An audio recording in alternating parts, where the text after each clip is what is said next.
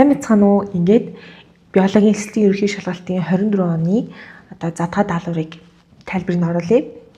Цаашид тогш нь Ешийн хугацаа нэлээд төгсөн байгаа учраас эхлээд яг 20-оос 24 оны бүх задгаануудыг төрүүлж оруулаад тэгээ хугацаанаас хамаарат 19 болон 25 оны материал дээр яригдаагүй ямар онцлог тестүүд тухайн одоо 24 онд байна вэ? Тэрийг түүрчлээд бичлэгүүд оруулалт юм уу гэд бодоод байж гин. Тэгээ та бүхний зүгээс өөр яг онцолж асуух одоо нийт тест байх юм бол комент хэсэг дээр нь үлдээгээрэй. Тэгээд яг тэр тестийг ингээд ганцаараа ингээд онолтой тайлбарлаад ингээд оруулаад яваад байж бас болно. Тийм болохоор асуух зүйл үйлчүүлэлт асуугаарай. За 2-1 энд бүгдээрэнд аэроб амьсгалтай холбоотой тест орж ирсэн байна. За аэроб амьсгал маань ерөнхийдөө 4 үе шаттай явагддаг гэдгийг бид нэр шууд бодно.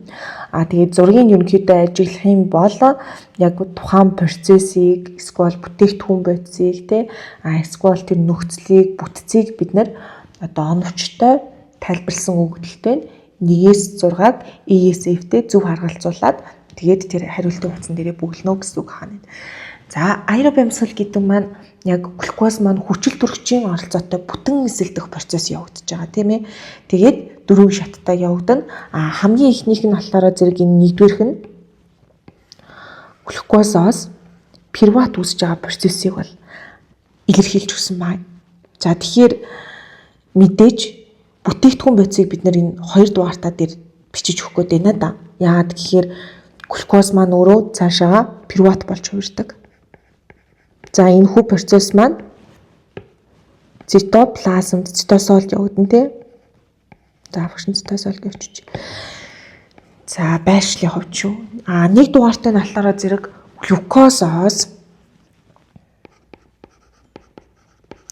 пируват үүсэх энэ хүү процессыг асуусан байна. Тэгэхээр энэ маань гликолиз гэсэн үг. За 1 дугаартаа дээр бүгдээрээ гликолизтэй холбоотой тодорхойлолтыг, 2 дугаартай бүтээгдэхүүнтэй холбоотой буюу пируваттай холбоотой тодорхойлолтыг сонгох хэрэгтэй ахны. За энэ хүү пируват үүсэх процесс маань бүхэл бүтэн 10 үе шат явагддаг юм онцлог гурвал байгаа. Тэгэхээр 10 өөр энзим оролцдог. Тэгээд энэ нэг хувирлын дүнд гаргаж авсан пируватыг бид нэр 3 дугаартай буюу холбох хуралд оруулна. За холбох хурал маань мэдээж байршил нь матрикст явагддаг. Тэгэхээр энд ямар процесс явагдах вэ гэхээр өнөө үүссэн пируват маань одоо коэнзим А-та нийтэнтэй нэгтгэхийн тулд нэг ширхэг С-ийн хаяна өөрөлдмөл CO2-ын хаягдл бүтээгдэхүүн байдлаар ялгарна. Тэгээд үүссэн ацетат маань буюу 2 С-тэй нэгдэл байгаа. Коэнзим А-та нийлээд ацетил коэнзим А үүснэ. За ийм онцлогтой. Тэгэхээр 3 дугаартай дээр бид нэг бол холбох хуралтай холбоотой, эсвэл ацетил коэнзимтэй холбоотой, коэнзим А-тай холбоотой тодорхойлолтыг бичиж тарах гэдэг байна гэсэн үг хаана шүү дээ. За 4 дугаартай дээр үүссэн ацетил коэнзим А маань Крипсийн цикл рүү орно. За энэ Крипсийн цикл маань мөн ялгаагүй матрикст явагдана. За Крипсийн цикл гэдэг багш энэ дээр за цикл товчилж байна. Крипсийн цикл явагдана. За энэ маань 8 үе шаттай байгаа. Тэгээ хамгийн түрүүнд ацетил коэнзимийг өөртөө оксалоацетат. За оксалоацетат холбоод тэгээд цитратыг үсгээд ингээд цаашаага 8 үе шатын дараа оксалоацетат маань эргээд өөрөө үүсдэг. Үлмэл хүлээж авсан тэр молекул маань циклийн дараа буцаж өөрөө үүсэх хэрэгтэй байна шүү дээ. Анх хүлээж авсан бодис маань өөрөө дахиад үүсдэг учраас цикл хэлбэртэй явагддаг гэсэн үг байна. За 1 за энэ 3 4 гэсэн эдгээр шатуудаас бид нар ерөөсөө надаш болон за Крипсийн циклээс фадаш үүсдэг шүү дээ тийм ээ. Фадашийг гаргаж авахгүй зорилго ATP ялгардаг. Гэхдээ ATP тийм ч их ялгарахгүй шүү дээ тий. Эхний шатн дээрээс нэг 2 ялгарна, 3 дахь шатн дээр ялгарахгүй, 4-р шатн дээр за Крипсийн циклээс ерөнхийдөө 2 ATP шууд үүсдэг. Тэгэхээр чин эхний шатаас 4 ATP л үүсч тарах гэдэг байгаа зү тий. Эхний энэ одоо үе шатуудын гол зарлага нь ерөөсөө л энэ электрон протон үүсгэх процесс ахгүй юу. За цаашаага 6 дээр хардаа. 6 дээр ингээ ерөнхий том ороод ирсэн байна. 5 652-ыг яг яаж ялгах вэ гэхээр сумны чиглэлүүдийг харж байна уу? Первод холбоо хурууллаа орлоо, холбоо хуруулаасаа Крипсийн цикл рүү орлоо. Крипсийн циклээс ялгарсан бүтээгдэхүүнүүд маань 6 руу явж орж байна. Гаднаас амьсгалаар авсан хүчил төрөгч маань 6 руу орж ирж байгаа. Тэгээ эндээс гифа үүсэж байна. Тэгэхээр 6 бол ерөөсөө л тэнд явагдаж байгаа процессыг нэршилж тарах гэдэг байгаа зү тий. Тэгэхээр энэ дээр ямар ч одоо эргэлзээгүй электрон дамжих инжин хэлхий маань байна гэсэн үг. За явагдах байршил нь крест байна. За тэгвэл 5 дугаартай маань ерөнхийдөө л крестик буюу байршлыг хэлсэн байх магадлал тун өндөр байна. За электрон дамжих гинжин хэлхий бүр үнэхээр ухаалаг механизм байхгүй. Үнэхээр ухаалаг механизм. Та ингээд бодоод үзтээ. За эз багшны энэ дээр гинжин хэлхий оруулж бай. За яг энэ дээр ярьчих. Энэ хараа эхний шатуудаас үүссэн байгаа над аашууд байгааз энэ нөхөр, энэ нөхөр, энэ нөхөр. Энэ бүгд чинь бүгдээрээ энэ электрон дамжих гинжин хэлхий дээр орж ирээд нөгөө цуглуулсан электроноо өгж байгаа байхгүй. Тэнгүүд маш энгийнээр тайлбарлах юм бол энэ крест гэд байгаа митохондрийн дотоод мембран дээр ийм системүүд байршсан. Тэгээ тэр системүүд нь яадаг вэ гэхээр энэ мембран хоорондын зай болон матрикс хооронд ийм ус төрөгчийн протоны градиентийн зүрэг үүсгдэг. За зүрэг үүсгэнэ гэдэг нь дотоод орчинд байгаа буюу матрикс дэх тэр протонуудыг мембран хоорондын зайлуу бүгднийг гаргах ёстой болчихж байгаа байхгүй. Ингэж гаргахдаа 1, 3 болон 4-р системийг ашиглаад протонуудыг гадагшаа хөөж гаргаж гадаад орчны протоны концентрацийг өндөр болгоно гэсэн үг. За ингэж зүрэг өндөр болоод их болчохоор эргээд нөгөө протонууд маань гаднаас дотор шугаа орж ирэх ёстой. Ингэж орж ирэхдээ заавал ATP синтезаагаар орж ирж байгаа байхгүй. Тэгээ орж ирэх үед энэ доотлын нөхөр эргэлээ, шураг эргэлээ ингээ эргэх явцдаа ATP-г үүсгдэг юм онцлогтой. За тэгвэл энэ протонуудыг яаж хөөж гаргах юм те? Эдгээрийг хөөж гаргахын тулд бас энерги шаардлагдан. Тэнд хөөж гаргахын тулд энэ электронуудыг бид ингээд дамжуулаад системийн хооронд гүйлгээд байгаа шүү дээ. Тэгээ гүйх явцад чөлөөлөгдсөн энергийг ашиглаад протонуудыг хөөж гаргаж байна гэсэн үг. За онцлог нэг систем байна. Систем 2. Тэгвэл 2 дахь систем дээр яаж ийн вэ гэхээр бүтэн сүлбсэн биш байхгүй юу? Тийм болохоор гадагшаага юм протоныг гаргадаггүй. Тэгэхээр 4 системийн 1-р систем, 3-р систем, 4-р систем протоныг гаргаад градиентийн зүрэг үүсгэн. Ингийн тулд электроны урсгалыг ашиглана. Харин 2-р систем протоныг гаргахгүй. Гэхдээ фад H2-оос электроныг хүлээж авдаг юм онцлогтой. Бүр амар ухаантайгаас ерөөсөө электроныхон төслөмжтэй протоныг хөөж гаргаад буцаагаад орж ирэхээс аргагүй байдалд оруулангуудаа орж ирэхэд нь ATP синтезаагаар оруулж ирүүлээл тэгэл өөрсдөө хэрэгтэй байгаа энэ ATP-г гаргаад авчиж гэсэн үг байна шүү дээ. Энгийнээр маш энгийн жилж тайлбарлавал. За одоо тэгвэл бүгдээрээ үндсэн тест рүүгээ оръё. За харах юм бол митохондрийн дотоод мембраны электрон дамжуулах хэлхээнд шат дараалсан урвалууд явагдаад гифа синтазаа энзимийн оролцоотой олон тооныг гифа нийлэгжүүлэх энэ үед ус төрөгчийн ион болон электронууд хүчил төрөгчтэй нэгдэн усыг үүсгэх. За мэдээж энэ дээр бас нэг юм багш аюу гоё юм хэлхий мартчихэж. Энэ хараа 4-р систем. 4-р систем аюу онцлог заяа. Ерөнхийдөө л эхний системээсээ 2 дахь нь хүчтэй, 3 дахь нь илүү хүчтэй, 4 дахь нь бүр хүчтэй, хамгийн хүчтэй нь O2. O2 илүү электроныг өөртөө татах хүчтэй байж иж энэ тасралтгүй электроны урсгалыг үүсгэж байгаа гэсэн үг. Тэгээ электроныг хамгийн одоо ингээд сүлд өөртөө хүлээж авч байгаа акцептор чинь хүчил төрөгч байхгүй. Тэгээ хүчил төрөгч маань электроныг өөртөө холболоо, мэдээж протоныг өөртөө холбоно. Ингээд яах нь ус маань амьсгалын дүнд ялгардаг. C6 H12 O6 дээр нэмэх нь O2 гэж орж ирдэг тий. Тэгэхээр энэ O2 чинь электрон дамжуулах гинжиг хэлхээний одоо тэр хамгийн эцсийн электроныг хүлээн авахч байдаг хаана шүү дээ тий. Тэгжиж электроны тасралтгүй урсгалыг үүсгэдэг гэсэн. За тэгээ үүсгэх нь болохоор зэрэг CO2 дээр нэмэх нь H2O гэдэг үстэй тий. Тэгэхээр энэ глюкозыг бол бид нөгөө хоолт жилээрээ одоо шин бодисын задралаар үүсгээд нарийн эцсээрээ шимэгдүүлээд цусны эргэлтээр дамжуулан эдс лүгээ хүлээгээд авчиж байгаа тий. Тэгээ орж ирсэн байгаа энэ глюкоз маань митохондрид бүрэн эсэлт гэдэг байна да янз нь. За ингээхийн тулд тэгэхээр пируват болж хувирна тэгээ митохондрид орно гэх чий тий. За одоо тэгээ энэ хүчил төрөгчийг болохоор бид амьсгалаар авчиж байгаа тий. За дараагийнх нь болохоор зэрэг хаягдл бүтээгдэхүүн CO2 сая хаанаас үүслээ энэ ардаа. Холбох уруулаас CO2 үүссэн. Мөн дээрээс энэ крипсин циклээс CO2 үүссэн. Тэгэхээр ерөөсөө эсийн амьсгалын процессын дүнд үүсдэг хаягдл бүтээгдэхүүн чинь CO2 ахна шүү. За H2O хаана үүсэж юм гэхээр электрон дамжих гинжиглэхэнд H2O маань үүсдэг байна. Энэ ганц томьёоны цаана ийм том процесс одоо эн чинь дахиад нөгөө гликолиз болон крипсин цикл чинь үе шат дараалан задрах юм бол бас л найгуу том юм гарч ирнэ тий. Тэгэхээр ийм том процесс бидний эсэд ингээд хорон мөч тутамд явагдчихийдэг гэж та бүхэн бодоод үзтээ. Тэгээд тэр болгонд ялгарсан дулаан биднийг ингээд биеийн температур 37 хэмтэй гой бариад ижидэх хаана шүү дээ. За тэгвэл энэ A өвдөл бол ерөөсөө ATP үүснэ нэтэрээ. За тэгээд дээрэс нь ерөөсөө электрон дамжих гинжиг хэлхийг л тэр чигт нь тодорхойлцсон байгаа зү дээ.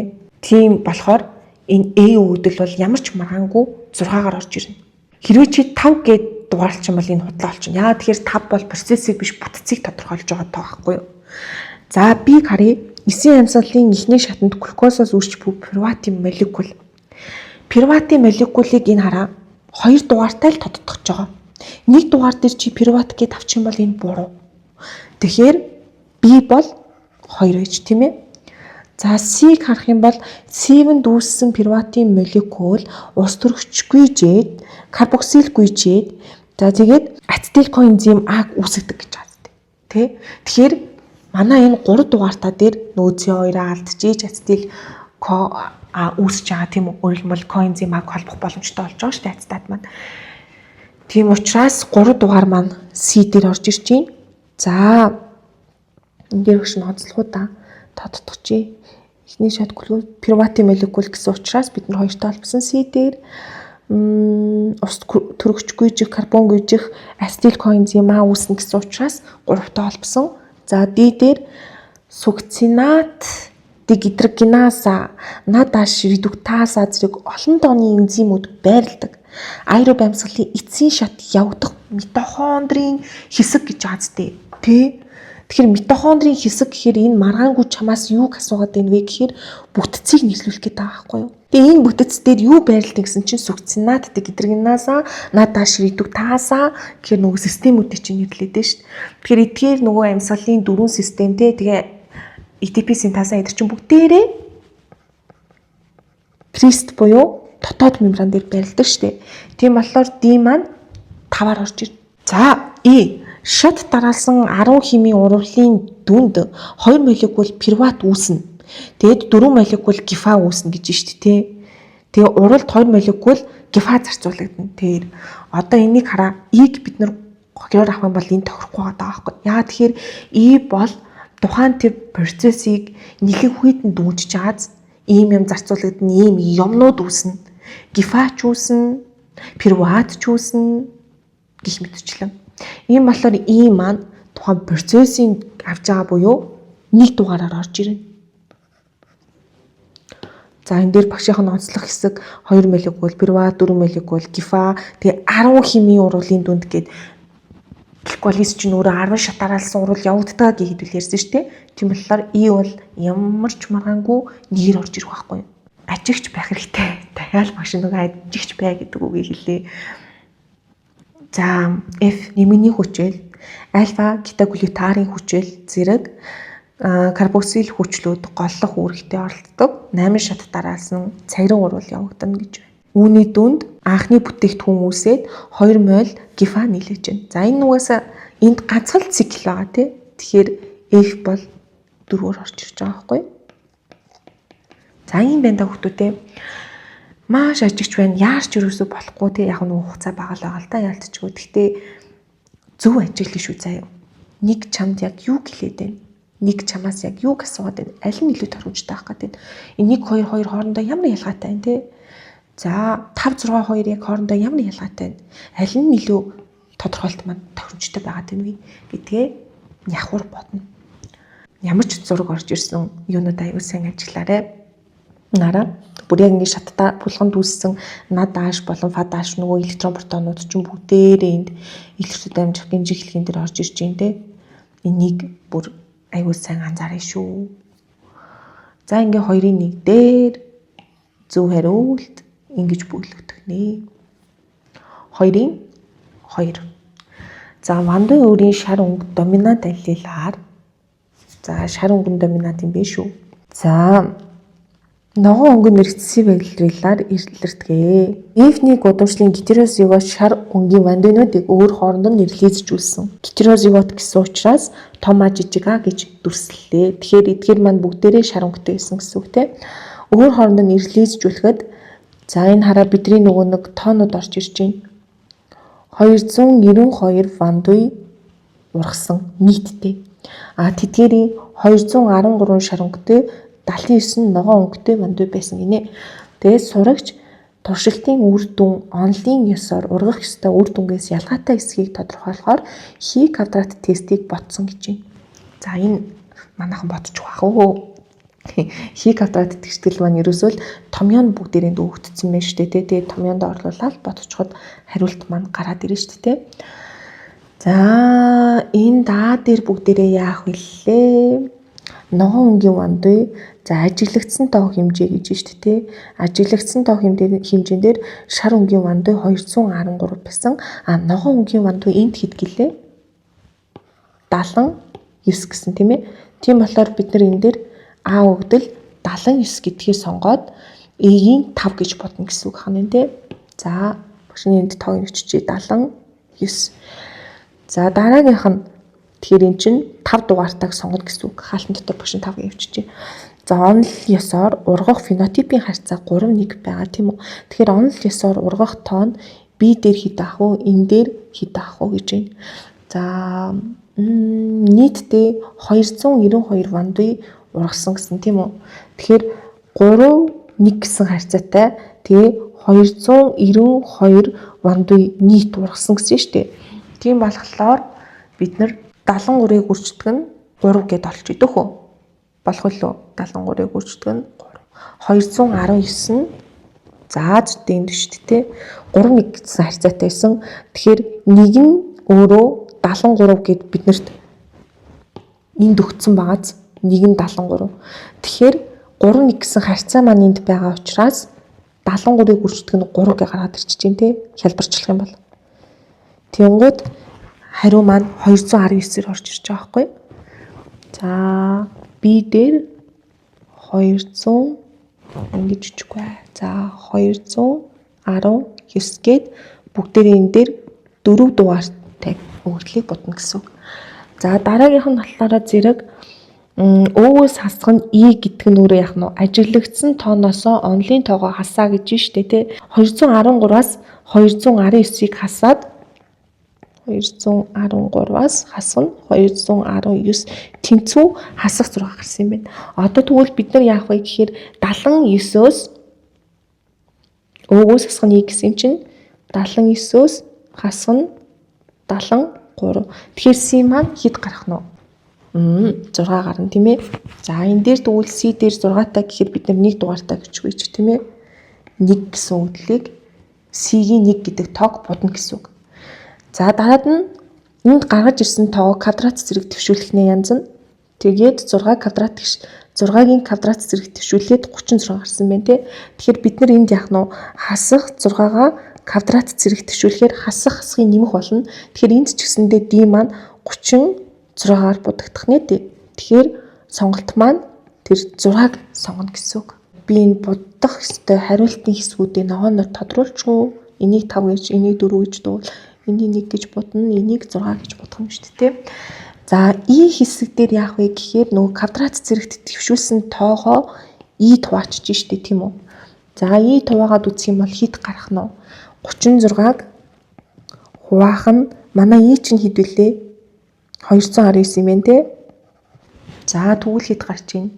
36-г хуваах нь 219 тэнцүү. За И 0.16-тай гарна гэдэг нь 3-ыг сонгоно гэсэн үг те. Хаалтан дотор 3. За энийг шин ногооноор тодруулаад бодчихъя. Ингээд ерөөсөө томьёон дээрээ л тулгуурлаад энэ өгдлүүд маань байгаа юм чинь шууд бодчих нь шүү дээ. За одоо хий квадрат тэгштэл маань нийлбэр гэсэн шүү дээ те. Тийм болохоор нэмэх нь 0.49-тэй гэхээр 0.65-тай гарна гэсэн үг. Нийлбэр гэсэн учраас энд нийлбэр гэсэн байгаа учраас 0.16 дээр нэмэх нь 0.49. Ингээд манай F гарна. За тэнцүү F маань 0.65 гарна. Ингээд 0.65 гэдэг тоо энд байгаа учраас бид нэр 2 дугаарыг будна гэсэн үг байхгүй юу? Манайхаа энэ хараа айгүй гой зүв будснаа буруу тоо будах үе. Бас л эвгүй штэ. Нөгөө цаг маань бага. Тэгээ сандарч нөгөө шарлоомон дээрээ зөрүүлж бодох үе. Тэгээ зөрүүлчихээр эргээ тэр чинь арилгаж болох. За арилгал та тий харандагаар юм чинь. Гэтэ бас л цаг алдна. Тийм болохоор нэлийн гярхаа бодъё шүү заяа. За ингээл болоо. Хий квадрат тэгштгэл гэдэг маань өөрөө зорилго нь одоо стандарт өгдөл болон ажиглагдсан үр дүн хоёр маань хоорондоо хэд зөрүүтэй байна вэ гэдгээ олох тэр нөхцөлийг бол бидэнд өгдөг байгаа тийм ээ. Энд байна. Чөлөөний зэрэг гэдэг ойлголт гарч ирнэ. За чөлөөний зэрэг гэдэг нь болохоор зэрэг ангиллын тооноос нэгийг хасантай тэнцвэдэг. Одоо жишээлбэл бид нар ногоон шар гэсэн хоёр одоо өнгө өгсөн байгаа шүү дээ. Ногоон шар. Тийм болохоор 2 гэж үзсэн. Тэнгуутаа 2-аас хасах нь 1 тэнцүү манай 1 буюу энэ маань DF маань гэсэн үг байхгүй юу? За чөлөөний зэрэг маань 1-тэй юм байна. Тэгэд критик утгаа бид нар 0.05-аар авчин тий нөгөө 5% алдаатай байх магадaltaй. Ингэснээрээ тэр нь статистик ач холбогдолтой юу үгүй юу гэдгийг илэрхийлнэ гэсэн үг. За тэгээд 0.05-аас одоо шилхмэл энэ дээр 0.05-тайгаар аваад 1 гэсэн учраас 384-тэй гарч байгаа гэсэн үг. Тэгээд бидний авсан үр дүн маань 384 дотроо байх юм бол энэ нь статистик ач холбогдолгүй гэсэн үг. 384-өөс илүү гарчих юм бол энэ нь статистик ач холбогдолтой гэсэн үг байхгүй юу? Өөрөөр хэлбэл онлоос зөрсөн тэнд онлоос зөрөхөд гадны ямар нэгэн хүчин зүйл нөлөөсөн тэгвэл яг ямар хүчин зүйл нөлөөлсөн юм бэ гэдэг асуудал гарч ирэх гээд байна гэсэн үг байхгүй юу? За F маань сая хэд гарлаа? 0.65 биш үү? Тэгэхээр хангалттай 384 дүү байгаа учраас бидний ингээд тооны зөрүү статистик ач холбогдолгүй санамсаргүй гарсан гэж үзэгнэ. За ингээд ерөөсөө л тоогоо өгдлөө томьёондоо зөв орлуулаад зөв нэмж хасах юм бол энэ бол асуудалгүй хийгдэх хэрэгаз. За 2-3. За хүний хөлсний булчирхаан өвчтөй байх шинж рецессив генээр удамшдаг. За доорх хүснэгтэнд энэ өвчнийг тодорхойлох генотипийн хувилбарыг үзүүлжээ гинэ. За тома жижигааг 1 2 3-аар тэмдэглэсэн байна.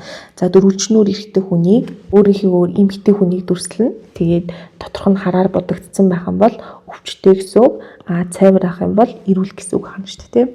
За хүснэгдэх генотип болон доор өгсөн схемийг ажиглан дараах даалгавруудыг ажиллаарай. За энэ хараа эрүүл ингээд хүмүүс гэр бүл болсон байна те. Гэхдээ дундаас нь өвчтөй эмэгтэй хүн гараад ирсэн мааз. Ийм болохоор нөхөр болон эхнэр хоёр хоёулаа гений хувьд одоо генотипийн хувьд гетерозигот байсан гэсэн үг. Тэгжээж рецессив шинж тэмдэг маань илэрнэ шүү дээ те. За шууд бодолтой бид нар яах нь энэ рецессив гэхээр дундаас нь ингээд төрсөн гэхээр тийм маань тома жижигааг үрчгэн тома жижигаа бэжээ тэгжээж энэ 2 дугаартай хүүхэд төрсөн гэдэг асуудал гарч ирж байгаа. За нөхрийн генотипийг тодорхойлж хүснэгтийн гэж юм те. Тэгэхээр нөхөр маань энд орж ирж байна шүү дээ.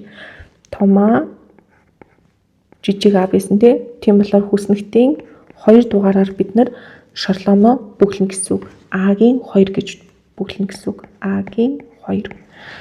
За дараагийнх нь нэг хөшин толгойн эрхчин болов яадлаа. За эхнэр нөхөр хоёрын нийт хүүхдүүдийн хэдэн хувь нь өвчтөй байх магадлалыг тооцож хариултын хуудасны B-C-д тэмдэглэнэ үү гинэ. Хэдэн хувь нь өвчтөй байх вэ гэж шүү дээ. Магадлалыг тооц. За одоо тэгвэл бодож ил та бүтэн. За гамет нь гэхээр эндээс том А гэдэг гамет эсвэл жижиг А гэдэг гамет хоёр төрлийн гамет үүсэж байна. Энд бас хоёр төрлийн гамет үүснэ. За үр төлөвийг бичих юм бол том А, за том А, жижиг А хоёр ширхэг. Тэгээд жижиг А үүснэ. За өвчтөй шинж тэмдэг маань энд одоо 4-ийн 1-ээр илэрч байна. Эрүүл шинж тэмдэг маань энд бас 4-ийн 1-ээр, тэгш маань ерөнхийдөө бол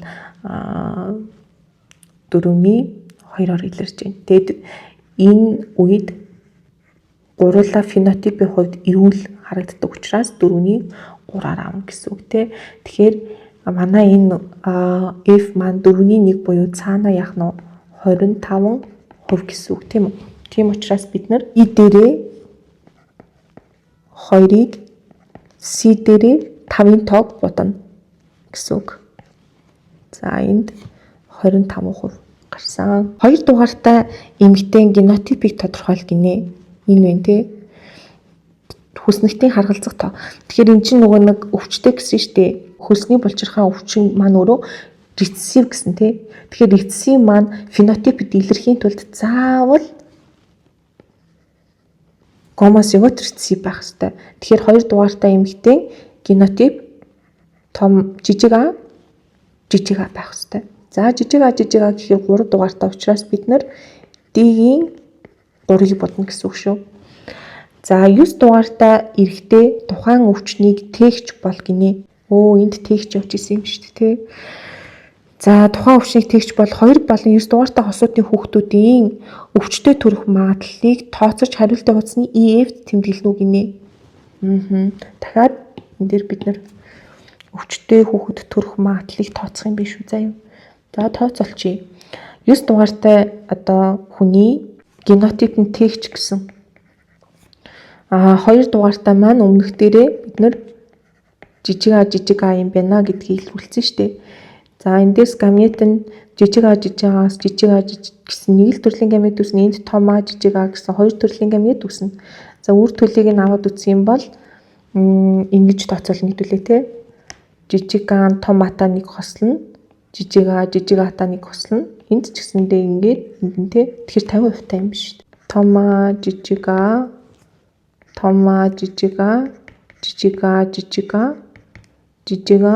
жижиг А-тай. Тэгэхээр нэгийг харьцах нь нэгтэй аваад байна те. Генотип фенотипийн харьцаа. Тэгээд магадлал маань өөрөө 50% та ахны. E-ийн 5-ыг F-ийн тэгтээ будна гэсэн үг. За 2-3-ын зөв хариулт энэ байлаа. За хамгийн сүүлийнх 2-ын 4. Хүрээлэн буй орчинд үзүүлж буй хүний үйл ажиллагааны сөрөг нөлөөг илэрхийлэгч экологийн ойлголтыг тодорхойлолттой зөв харгалзуулж хариултын хуудасны 2-ын 4 хэсэгт тэмдэглэнэ. За энэ бас л нэлээд эдрэтэй асуулт тий. Экологийн аюулгүй байдал, за экологийн эрсдэл, экологийн аюул, экологийн хямрал гэсэн ойлголтуудын тодорхойлолт нь нэлээд ойролцоо орж ирдэг сайн бодож хийхгүй бол болохгүй юм тест илээ. За одоо тэгвэл эхнээс нь бүгдээрээ ярилцъя. За хүний үйл ажиллагааны үр дүнд экологийн аюулд өртөөгүй байх буюу өртөхгүй хэвийн тэнцвэрт байдлаа хадгалах нөхцөл боломжтой байх гэж орж ирж байна. Тэгвэл ямар нэгэн аюулд өртөхгүй гэж ааз өртөхгүй хэвийн тэнцвэрт байдлаа хадгална гэж ааз. Тийм болохоор энэ нь экологийн аюулгүй байдал болно. За дараагийнх нь 2 дугаар тодорхойлтыг уншиж үзье. Үүссэн экологийн хямрал жинхэнэ биелэлээ олоод бодит байдалд шилжин гинэ. Тэгэхээр экологийн хямрал маань үргэлжлүүлээд дараагийн шатанда хүндэрч орж штэ. Тийм болохоор 2 дугаартаа D-гээр орж ирнэ. Өөрөөр хэлбэл экологийн аюул гэсэн үг. За энэ дээр онцлог хэсэг жинхэнэ биелэлээ олоод бодит байдал руу шилжин гэсэн тийм ээ. Тийм болохоор бүгдээр экологийн аюултай холболоо. За 3. Байгалийн бүрэлдэхүүн хэсгүүдийн хоорондох хүн ба байгалийн бүтээмж нөөцийн хоорондох тэнцвэрт байдал алдагдана гэж юм те. Тэгэхээр тэнцвэрт байдал алдагдана гэдэг нь өөрөө цаана экологийн хямрал үүссэн гэсэн үг. Ийм учраас 3-ын C болж таарна. За 4. Хүрээлэн буюу орчин болон хүнсний жилд химийн бодис зөөвөрлөгдөх хэмжээнээс хитрэх гэж байна. За хэмжээнээс хитрэхээ гэдгийг аваад үзэх юм бол 4 баялантай холбогдох нь химийн бохирдол руу орж ирэх юм шүү дээ. Яг тэгэхээр энд химийн бодис хэмжээнээс хитрэн гэсэн учраас за ингээд 4-ийн B байлаа. За 5 дээр хүн байгалийн хоорондох харилцааны альва үйл ажиллагаанаас учирч болзошгүй аюул хохирол гэж юм тийм ээ. За тэгвэл 5 дээр бид нар яах вэ гэхээр экологийн яах нь эрсдлээ сонгоно. Яагаад тэгэхээр энэ аюул учраагүй байгаа зү тий. Өөрөөр хэлбэл хямрал болон аюул үүсээгүй байгаа байхгүй биелээгүй байгаа. Тэгэхээр учирч болзошгүй аюул гэсэн учраас 5-ын F-ээр авна. За 6 дээр хүн төрөлхтний аж ахуйн үйл ажиллагааны явцад үүссэн асар их хэмжээний харт бодисод байгальд хаягдах гэж байна. Тэгэхээр энэ маань яах нь 6 маань үлдсэн нэгтэйгээ буюу биосферийн бохирдол руу орно гэсэн. За байгальд хаягдах гэдгийг огшин ноцлоо тэмдэглэжээ. Багшийн зүгээс өгөх зөвлөгөө яг иймэрхүү ингээд тодорхойлолтууд байгаа шүү дээ. Ийм нэр томьёо болон тэдгэрийн ийм урт тодорхойлолт байгаа тий. Яг тэр тодорхойлолтоос түлхүүр үгийн л олчих. Тэгээд тэр нэр томьёотойгоо холбоод чийчилчихнэ гэсэн үг байхгүй. Инхээр илүү амархан болно гэсэн үг. За 2-ын 4-ийн A-ийн 1, B-ийн 4, C-ийн 3, D-ийн 2, E-ийн 6, F-ийн 5. Энэ хүртэл локустайгаа хамт ийсэнд баярлалаа. Тэгээд өөр асуух, лавлах, тодруулах зүйл байх юм бол чөлөөтэй комент хэсэгт үлдээгээрэй. За бүгдэндээ амжилт өгтөдөө. Bye.